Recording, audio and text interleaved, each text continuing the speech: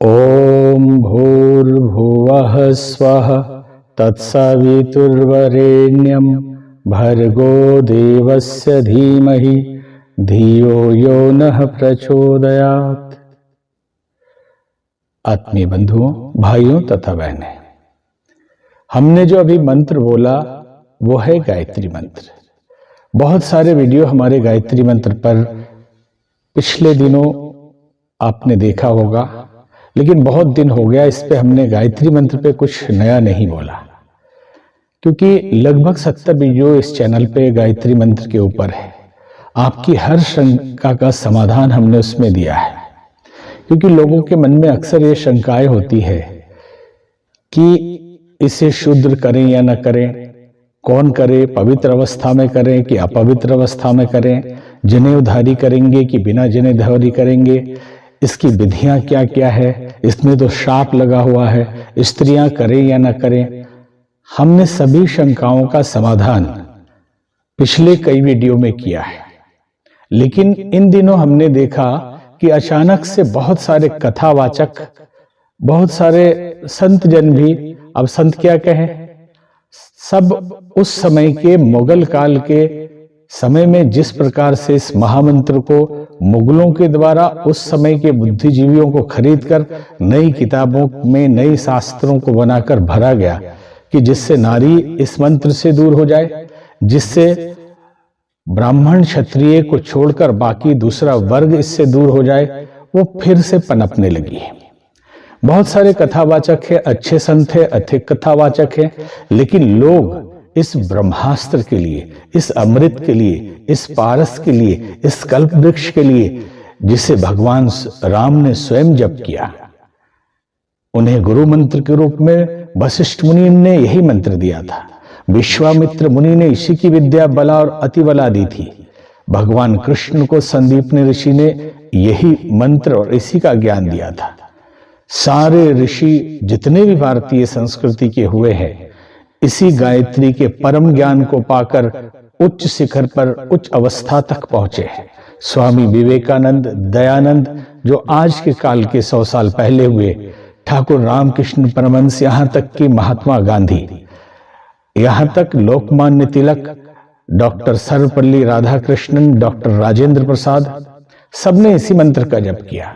कहते हैं एक बार महात्मा आनंद स्वामी सरस्वती गायत्री मंत्र नामक अपनी एक पुस्तक लेकर डॉक्टर राजेंद्र प्रसाद के पास पहुंचे कि आप देश के सर्वोच्च पद पे विराजमान है, आप राष्ट्रपति हैं, आपको गायत्री मंत्र का जप करना चाहिए, इससे आपके अंदर तेज बढ़ेगा, शक्तियां आएंगी, सांसारिक और पारलौकिक सारे संकट दुख दूर होंगे, आप सफलता के शिखर पे होंगे।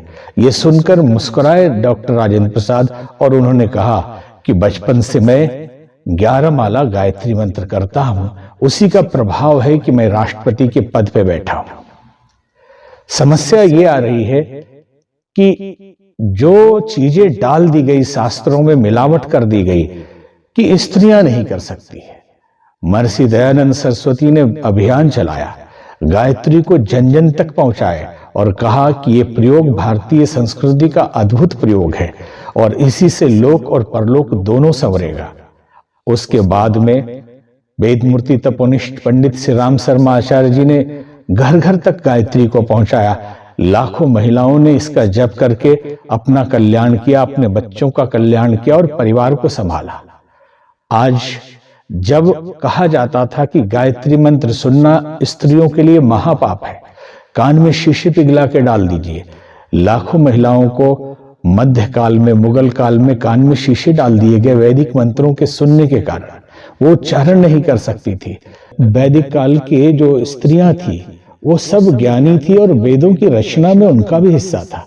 अपाला, भोसा, मैत्रेयी, गार्गी, लोपामुद्रा ऐसी ब्रह्मवादिनी नारियां हुई जिन्होंने वेद को रचने में महती भूमिका निभाई।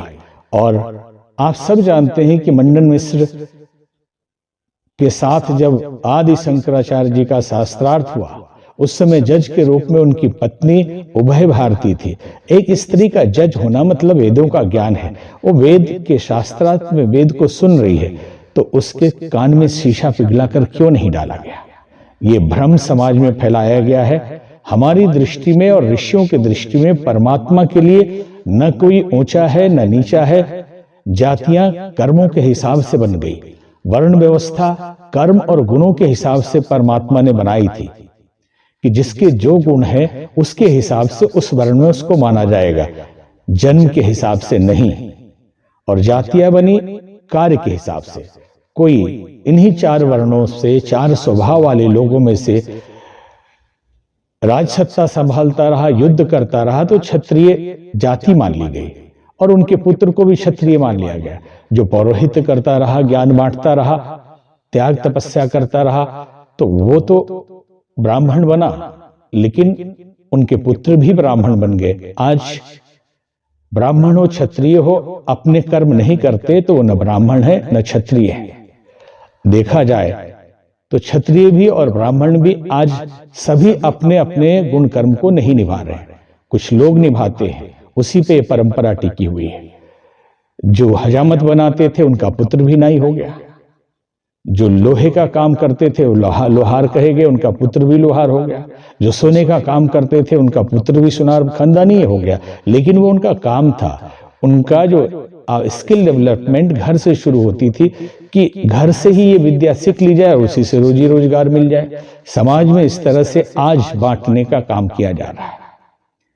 गायत्री मंत्र एक ऐसा मंत्र है कि आप जिस अवस्था में जैसे भी मानसिक रूप से अगर करते हैं, चलते फिरते बिना स्नान किए भी, तो भी ये आपको लाभ देगा। परंतु जब इसे विधि पूर्वक करते हैं तो उसमें पवित्रता का, स्वच्छता का ध्यान रखा जाता है, नीति नियमों का ध्यान भी रखा जाता है। लेकिन अब शाप विमोचन करिए।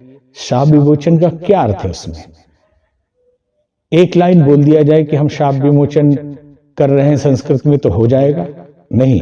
आप हृदय से पवित्र हो, श्रेष्ठ कार्य के लिए इस मंत्र का प्रयोग करने जा रहे हैं, आपका शाप हट गया। इसलिए भ्रम में मत पड़िए। और केवल जनेऊ धारण करने वाले ही करे, ये अच्छी बात है कि वो परंपरा थी कि जब यज्ञोपवीत होता था, जनेऊ होता था, तब व्यक्ति को द्विज माना जाता था और उसी समय ये मंत्र गुरु दीक्षा में दी जाती थी, क्योंकि जनेऊ भी गायत्री मंत्र की ही प्रतिमा है। एक अक्षर से ओम से बड़ा वाला गांठ है, 3 गांठें हैं भूर्भुवस्व, 3 धागे हैं तत्सवितुर्वरेण्यम भर्गो देवस्य धीमहि धियो यो न प्रचोदयात्, और एक के अंदर 3 धागे हैं तत्सवितुर्वरेण्यम, दूसरे में 3 है भर्गो देवस्य धीमहि, और तीसरे में भी 3 है धियो यो न प्रचोदयात्। 2-3 साल पहले दिल्ली एम्स और IIT हैदराबाद ने एक रिसर्च किया। 200 लोगों के ऊपर या बच्चों के ऊपर मानसिक रूप से 5 मिनट तक जप कराया और उन्होंने बार बार उसके ब्रेन का MRI किया। पता चला कि इस मंत्र के जप करने वाले की अनंत गुना मानसिक शक्ति बढ़ जाती है और उसके रोग भी ठीक होने लगते हैं। तो क्या उन लोगों की जाति पूछी गई रिसर्च करते समय?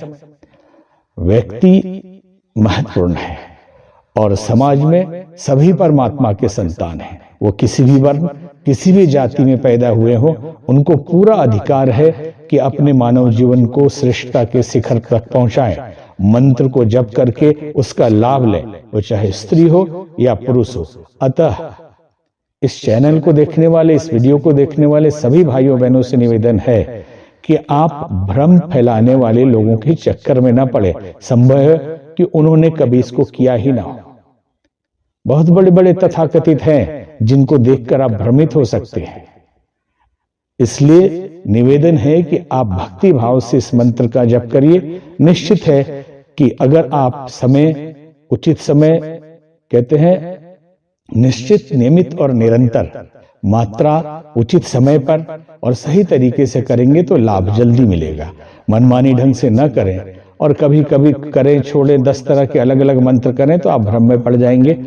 अतः गायत्री मंत्र अपने आप में सिद्ध है, ये गुरु मंत्र है और इसके द्वारा की गई साधना आपके जितने तंत्र मंत्र, यंत्र, साबर मंत्र, भैरव मंत्र, जो भी मंत्र आप करेंगे उससे जो छोटी मोटी सिद्धियां मिलेंगी, इसी मंत्र से सारी सिद्धियां आपको अकेले ही प्राप्त होने वाली है। धन्यवाद।